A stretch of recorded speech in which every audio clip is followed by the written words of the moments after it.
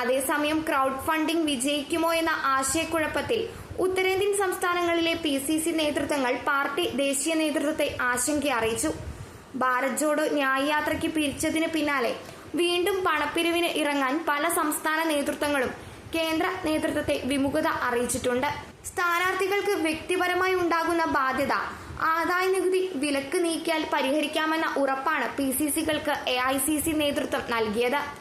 മുൻകാലങ്ങളിൽ ഉണ്ടാകാത്ത കടുത്ത സാമ്പത്തിക പ്രതിസന്ധിയാണ് ഇപ്പോൾ കോൺഗ്രസ് നേതൃത്വത്തെ വലയ്ക്കുന്നത്. 4 ബാങ്കുകളിലെ 11 അക്കൗണ്ടുകൾ മരവിപ്പിച്ചതോടെ തെരഞ്ഞെടുപ്പ് പ്രചാരണത്തിന് പണമില്ലാത്ത സ്ഥിതിയിലാണ് പാർട്ടി നേതൃത്വം. ചെലവുകൾക്കായി സംസ്ഥാന ഘടകങ്ങൾക്ക് ഇതുവരെ AICC പണം നൽകിയിട്ടില്ല. ക്രൗഡ് ഫണ്ടിങ്ങിലൂടെയോ സംഭാവനകൾ സ്വീകരിച്ചോ പണം കണ്ടെത്താനാണ് PCCകളോട് പറഞ്ഞത്. സ്വന്തം നിലയ്ക്ക് സ്ഥാനാർത്ഥികളും പണം കണ്ടെത്താൻ ശ്രമം നടത്തണം. പ്രതിസന്ധി തുടർന്നാൽ യാത്രാ ചെലവടക്കം ബാധ്യതയാകും.